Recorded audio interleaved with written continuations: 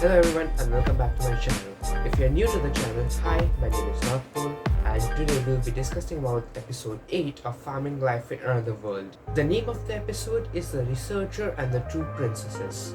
Hope you guys like it and let's hop straight into the show. We start episode 8 from where we left off in the last video. We get a brief intro on what happened in the last episode, where some beastmen from Howling Village moved here to live with them. Lamulius, the head of the maid, makes report after a few days of the people of Howling Village living there.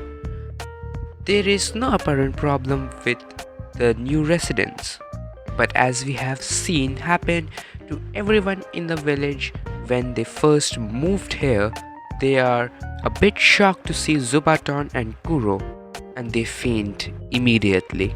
Right after this introduction, we see the opening of this anime play out. While Hiraku is working on the garden, we see a sudden shake of the ground which Hiraku thought it would be an earthquake, which it was not. And immediately we see one of the angel guard coming and reporting that Grappler Bear and the Bloody Viper are fighting in the forest. After hearing the report, Hiraku says that them fighting with each other is enough to make the ground shake this much.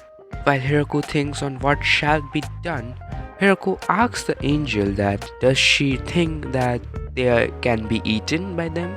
The angel, being really surprised to hear this, carries Hiraku seeing the fight and says that they should go back and ask for help. To which Hiraku says that he would be enough and he does not need anybody else. And with one swipe of his magical tool, we see that he defeats both of them with ease. After defeating the monsters, the angels talk among themselves and ask would they be able to take down the monster like Hiraku did in one attack. To which they say no and says that Hiraku is just built different to be able to do that, to achieve such a kind of feat. Upon being asked Hiraku on how he plans to cook it, Hiraku begins cooking it with some herbs and spices and wine, which the maids did not like the idea of adding their precious wine on the food. To which Hiraku says that it is normal way to cook it, so they don't have to worry about it, and prepared 2 dishes with the meat that they took from the monsters. Everyone in the village liked the dishes that Hiraku made.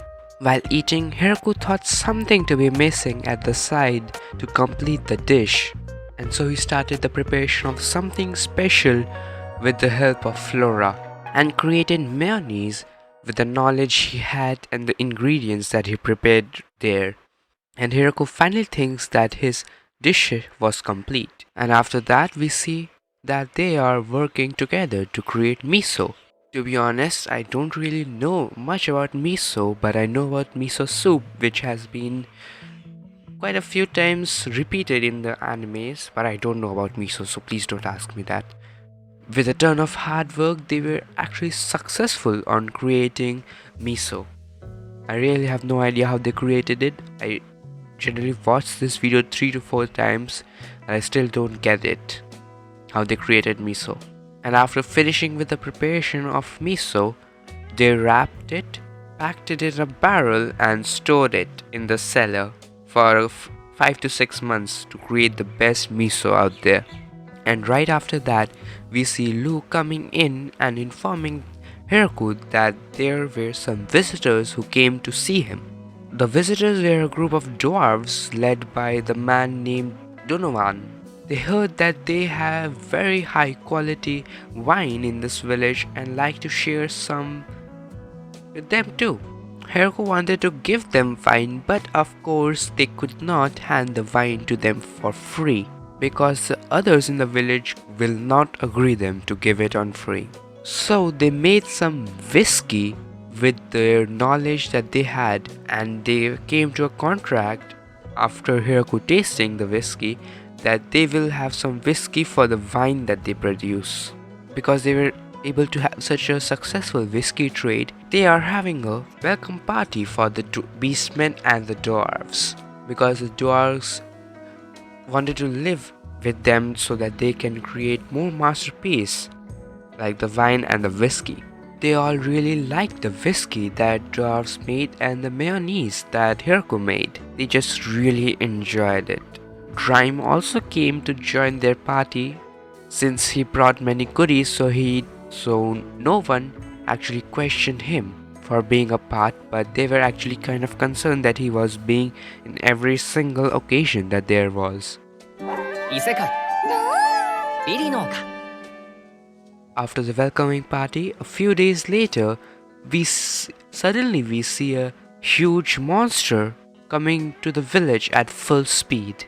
After seeing that monster, Zubaton too started banging on the war alarm like crazy because he thought that it was such a huge attack coming, like a really big monster, like super strong. To which we see a dragon coming straight for them at full speed. And since the dragon was headed straight for them and it doesn't look that friendly, Hiraku uses his spear called Grime and gets ready to attack. And the moment he's about to attack, we see Grime coming and pushing the dragon aside, and they're having a staring competition with each other. While they are having a staring competition, we see another dragon coming their way, and Hiraku classed that one as really dangerous, like the most dangerous as he has ever seen. And so he threw his spear at it, which actually missed the dragon on Hiraku's surprise. As Hiraku is getting ready to throw another one at them, we see Grime's servant stopping Hiraku. After stopping Hiraku, Grime said that the dragons were actually his wife and daughter, and the reason that they were present before him was because Grime used to sneak out of the house. It had some suspicion at home.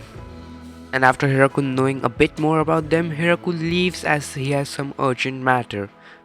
And here, after Hiraku left, we see the real reason why Grime's wife was able to avoid the attack, which was thanks to Zubaton for saving her life.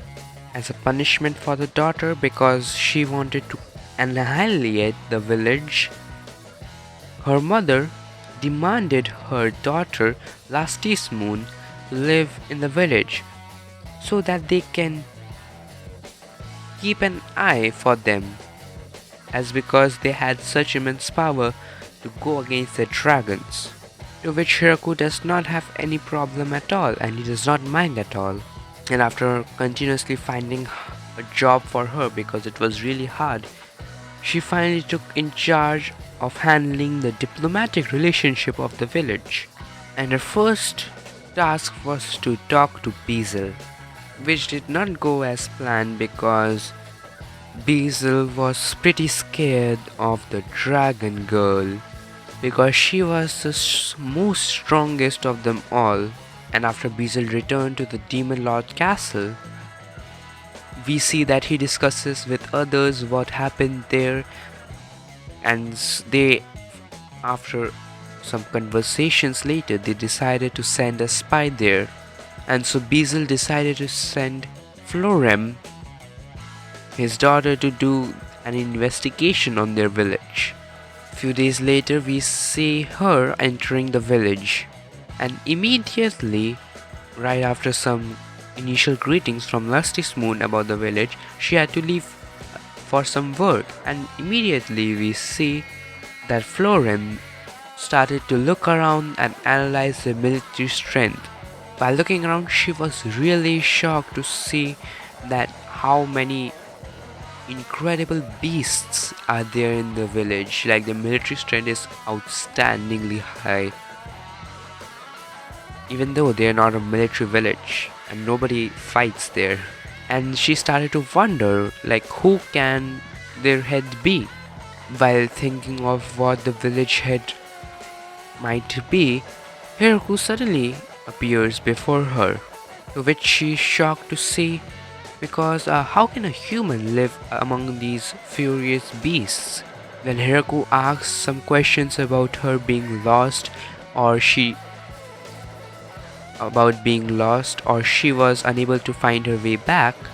I think that's the same thing I said twice, but still, she dismissed the matter and said, I'm not so weak that I need an ordinary human to be worrying about me.